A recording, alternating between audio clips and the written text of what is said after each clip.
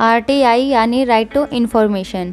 Right to information act अधिनियम के तहत देश का कोई भी नागरिक किसी भी सरकारी डिपार्टमेंट से पूछताछ कर सकता है। उसके पास सरकारी डिपार्टमेंट में फैले भ्रष्टाचार को रोकने के लिए अपने हक की जानकारी लेने का अधिकार है। ये सिस्टम को पारदर्शक बनाने के लिए एक प्रभावशाली कदम है। ये अधिनियम खासतौर पर भ्रष्टाचार के खिलाफ साल 2005 में बनाया गया था, जिसे हिंदी में सूचना का अधिकार कहा जाता है। आरटीआई के अंतर्गत आप किसी भी सरकारी डिपार्टमेंट से ये पूछ सकते हैं कि विकास कार्यों में आने वाला पैसा कितना आया था और कितना इन विकास कार्यों में लगा। जैसे कि आप राशन की दुकानों पर भी पूछ सकते हैं कि कितना राशन आया था, कितना बांटा गया और कितना ब्लैक किया गया। हर व्यक्ति टैक्स का भुगतान करता ही है, क्योंकि हर सामान के मूल्य में पहले से ही टैक्स इंक्लूड होता है। इसलिए आम आदमी का अधिकार है कि वह जान सके उनके द्वारा भरा गया टैक्स कैसे यूज़ हो रहा है। इस वीडियो में आप जान सकोगे कि आरटीआई फाइल करने के लिए क्या क्या नियम हैं। आरटीआई से आप किस डिपार्टमेंट से इंफॉर्मेशन ले सकते हैं और ऑनलाइन आरटीआई कैसे फाइल करते हैं। आरटीआई में कौन कौन सी धाराएं काम की हैं और आरटीआई के क्या लाभ हैं आदि। तो आइए सबसे पहले जानते हैं कि आरटीआई फाइल करने के क्या क्या नियम हैं। पहला, एक भारतीय ही किसी भी सरकारी दफ्तर से महत्वपूर्ण जानकारी प्राप्त कर सकता है। दूसरा, आरटीआई दाखिल करके आप किसी भी पब्लिक अथॉरिटी से जानकारी हासिल कर सकते हैं। इसमें सभी केंद्रीय, राज्य और स्थानीय संस्थाएं आती हैं जिनकी स्थापना संविधान के अंतर्गत हुई हो। तीसरा, आवेदक को आवेदन के साथ साथ शुल्क भी भेजना होता है। किसी भी व्यक्ति के लिए यह रकम 10 रुपये की होती है और बीपीएल कार्ड धारकों के लिए यह रकम माफ़ कर दी गई है, यानी बीपीएल के लिए फ्री है।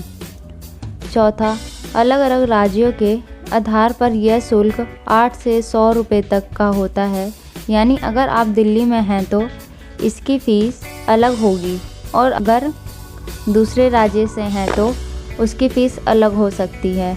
पाँचवा, आरटीआई के अंतर्गत आवेदन करने के बाद 30 दिन के अंदर परिणाम मिल जाता है और यदि महत्वपूर्ण डॉक्यूमेंट्स हो तो इसका परिणाम 48 घंटे में ही प्राप्त हो जाता है।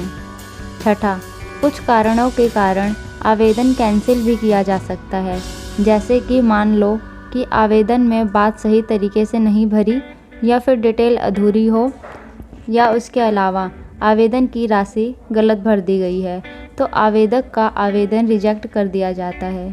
सातवां, आरटीआई की फ़ीस कैश, डिमांड ड्राफ्ट या पोस्टल ऑर्डर द्वारा भी दी जा सकती है।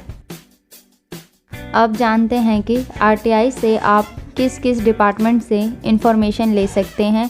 इस सूची में शामिल है राष्ट्रपति, प्रधानमंत्री, राज्यपाल और मुख्यमंत्री दफ्तर, संसद और विधानमंडल, चुनाव आयोग, सभी अदालतें, तमाम सरकारी दफ्तर, सभी सरकारी बैंक, सारे सरकारी अस्पताल, पुलिस स्टेशन, सेना के तीनों अंग,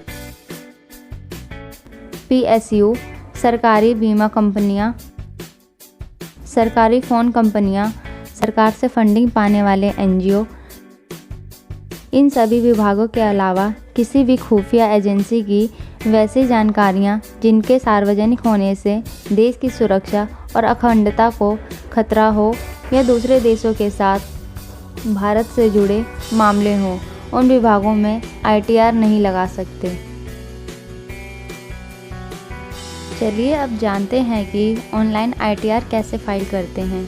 ऑनलाइन आईटीआर फाइल करने के लिए सबसे पहले आपको गूगल या क्रोम ब्राउज़र में जाकर यह टाइप करना होगा।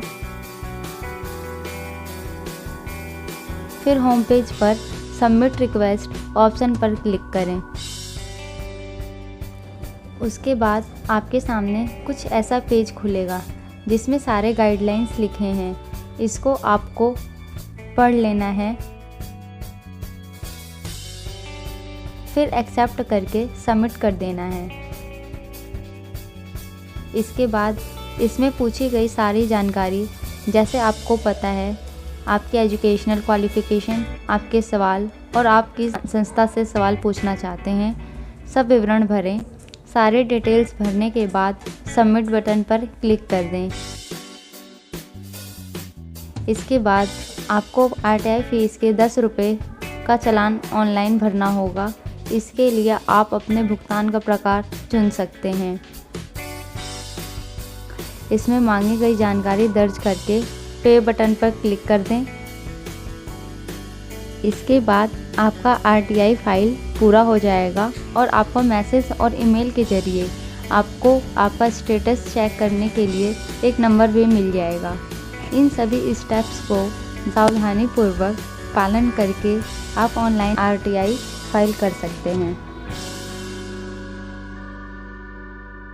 इसके बाद जानते हैं कि RTI के क्या क्या लाभ हैं। जब से सूचना का अधिकार लागू हुआ है, तब से लोगों को इससे काफ़ी फ़ायदा हुआ है।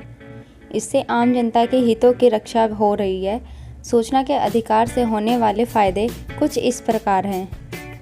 आम नागरिक अपनी मूलभूत ज़रूरतें जैसे पानी, बिजली और सड़क, इन सब के लिए आने वाले बजट के उपयोग से जुड़ी जानकारी प्राप्त कर सकते हैं। लोग संस्थान से जानकारी या हिसाब दे सकते हैं और जान सकते हैं कि किस काम के लिए कितना बजट पास हुआ और कितना उपयोग में लाया गया। इस कानून की मदद से कोई भी व्यक्ति भ्रष्टाचार के खिलाफ शिकायत कर सकता है। इस कानून की मदद से नागरिक अपने निजी कामों से जुड़ी जानकारी भी प्राप्त कर सकता है, जैसे पेंशन की जानकारी, आधार कार्ड और पैन कार्ड से जुड़ी जानकारी और प्रोविडेंट फंड से जुड़ी जानकारी मांग सकते हैं। इस योजना के जरिए हम सरकारी संस्थान से किसी भी तथ्य की सभी जानकारियां प्राप्त कर सकते हैं, किंतु हम इसका उपयोग सरकारी संस्थान की राय जानने के लिए नहीं कर सकते हैं।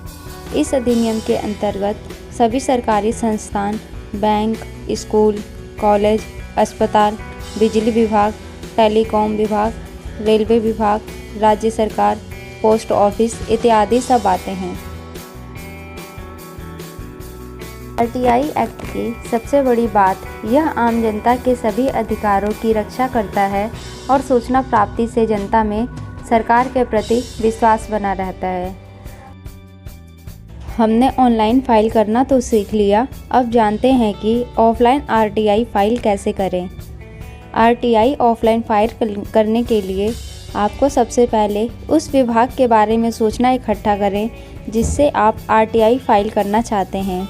हिंदी या अंग्रेजी या क्षेत्र के स्थानीय भाषा में आवेदन लिखें। आवेदन का सैंपल आप स्क्रीन पर देख सकते हैं।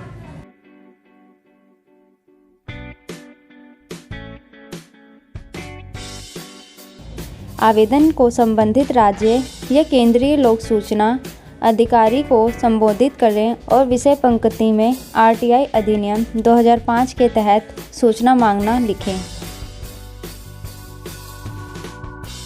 अनुरोध दर्ज करने के लिए नकद या बैंक ड्राफ्ट या मनी ऑर्डर या कोर्ट फीस स्टैंप के माध्यम से 10 रुपये का भुगतान करें। यदि गरीबी रेखा के नीचे जीवन यापन करते हैं तो शुल्क का भुगतान करने से आपको छूट भी दी जाती है, लेकिन इसके लिए आपको ये साबित करने के लिए दस्तावेज लगाने होंगे। आपका पूरा नाम, पता, संपर्क विवरण और ईमेल पता और शहर और तिथि का नाम उल्लेख करें। आप आवेदन को डाक से भेज सकते हैं या संबंधित कार्यालय में व्यक्तिगत रूप से सौंप सकते हैं। आपको एप्लीकेशन की एक फ़ोटोकॉपी रखने की आवश्यकता है और कार्यालय से एक रिसीविंग भी प्राप्त करें।